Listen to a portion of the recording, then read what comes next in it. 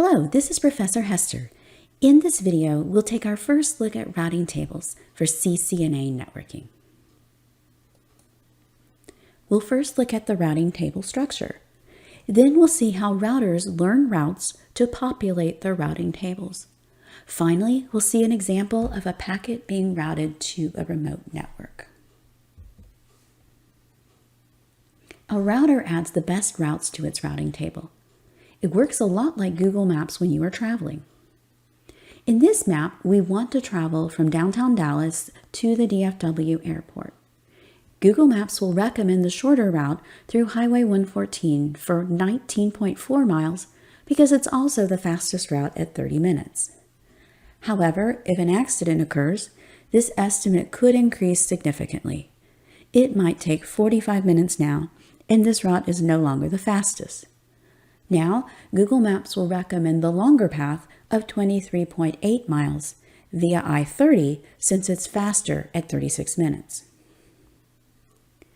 A router does the same thing. It knows multiple routes to send packets to remote networks. It only stores the best routes in its table. However, if conditions change, some routes may be replaced with better routes. A routing table is a list of routes. It stores the best exit interface for each known network. It uses two things to determine which route is best. Administrative distance is how much we trust the source. Metric is the cost for a route, which can depend on speed and distance. Routing tables have three route types. Remote networks are on other routers. Directly connected networks are attached to one of our router's ports.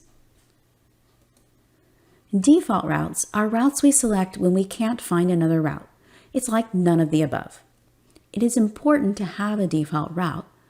Otherwise, the router will drop the packet if there's no route for a packet's destination IP address.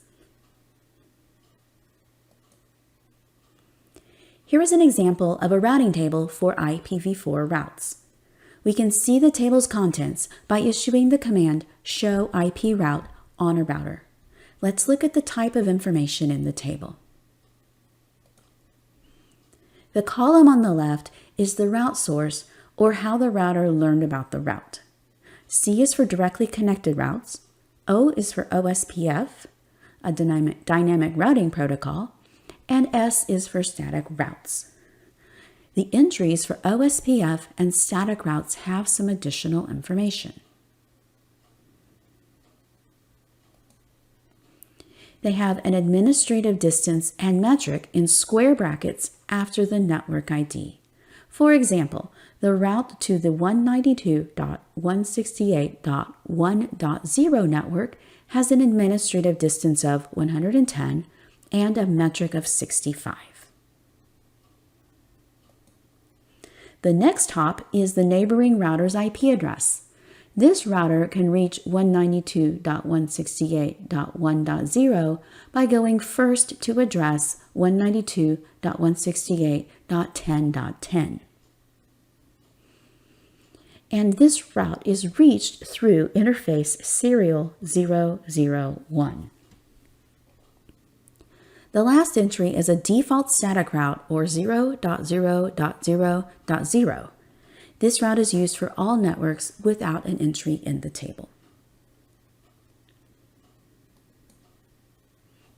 We saw administrative distance, or AD, in the routing table. This means the trustworthiness of the route source. Each routing protocol has a different administrative distance. The previous example was for an OSPF route with an AD of 110. If a router learns about a route from multiple sources, it will only install the route from the source with the lowest AD. RIP's AD is 120. So if a router learned about routes from both OSPF and RIP, it would only install the OSPF route. You should memorize common ADs for connected, static, EIGRP, OSPF, and RIP. The other number with the administrative distance was metric. This is the cost to reach a destination. If a router learns multiple routes to a network from the same routing protocol, it will use the metric as the tiebreaker. A longer or slower route usually has a higher metric and will not be installed in the routing table. However, we cannot compare metrics between routing protocols. Each uses a different strategy to generate them. Here are some common dynamic routing protocol metrics. RIP is a distance vector protocol. It uses hop count as its metric. However, the shortest path isn't always the fastest. A packet travels faster over 2 gigabit links than over 1 fast Ethernet link. RIP doesn't consider speed and will always pick the shortest path. RIP is a legacy protocol and is seldom used today. EIGRP is also a distance vector protocol, but is more sophisticated than RIP. It uses bandwidth and delay in its calculation. It is a good protocol and is used in many networks. However, it was originally a Cisco proprietary protocol and is not as popular as OSPF. OSPF is a link state protocol. It calculates the cumulative bandwidth from source to destination. That means it tries to calculate the time needed to travel over each link and adds them together. It is a good protocol and is used in many modern networks. You should know how the different metrics are calculated. PCs also have routing tables. You can view them by issuing the command routeprint or netstat-r. In this example, the route 0.0.0.0.0 with subnet mask 0.0.0.0 is the default route to the PC's gateway. The other interesting route is 192.168.1.0 with subnet mask 255.255.255.0. This is the network to which this PC belongs.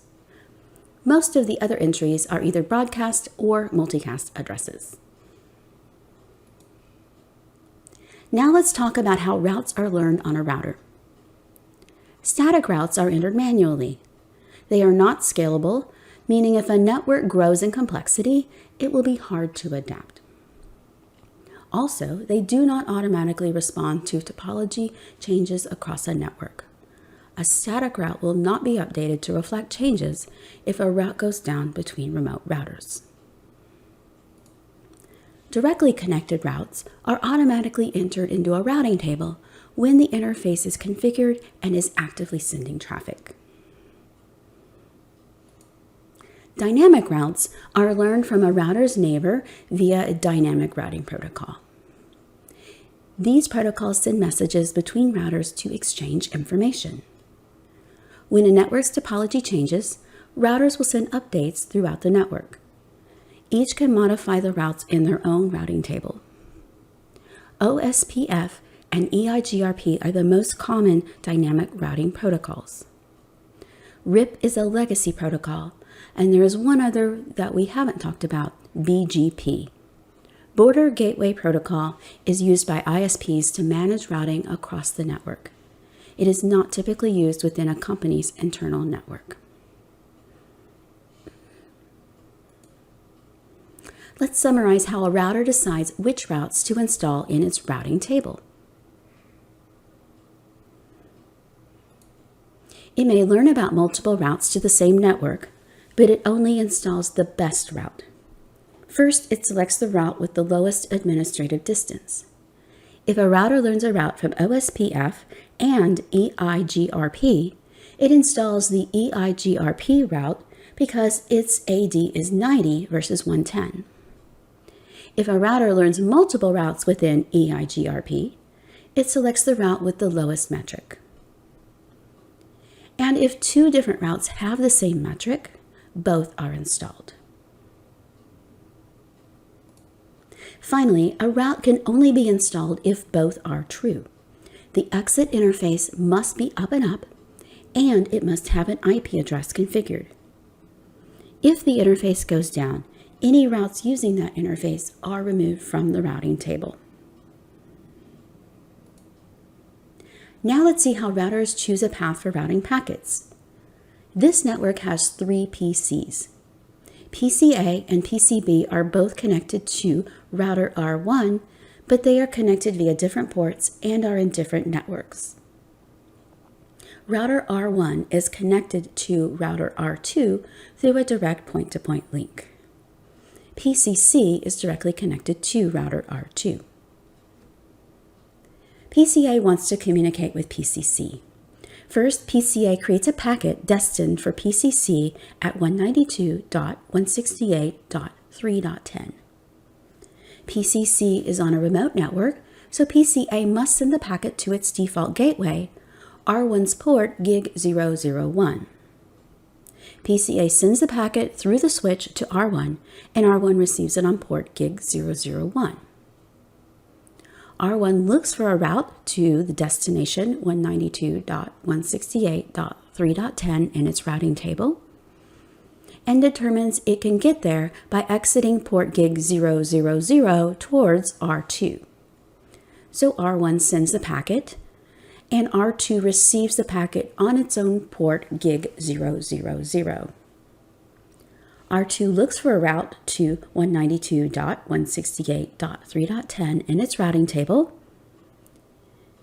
This address is on a directly connected network on port gig001, so R2 forwards the packet out gig001 to PCC. Here is a view of R1's routing table. It has 3 directly connected networks: the direct link to R2, PCA's network, and PCB's network. It also has an entry for a remote network that it learned via OSPF. This is the network for PCC. It learned about this network from R2. This router does not have a default static route, so if it tries to forward traffic to a network that is not in this table, it will drop the traffic. Also, here is R2's routing table. It has 2 directly connected networks. The first is for the link to R1, and the second is for PCC's network. It learned about the 2 remote routes to PCA and PCB via OSPF from R1. Now let's review what we just discussed. What is administrative distance? Administrative distance is the trustworthiness of how we learn the route. Each routing protocol has a different administrative distance. What are the default administrative distances, or ADs, for each route type? Directly connected is 0, static is 1, RIP is 120, EIGRP is 90, and OSPF is 110. And what routing metric is used for each protocol? RIP uses hop count, EIGRP uses bandwidth and delay, and OSPF uses cumulative bandwidth. I hope this video was helpful for you understanding how routing tables work.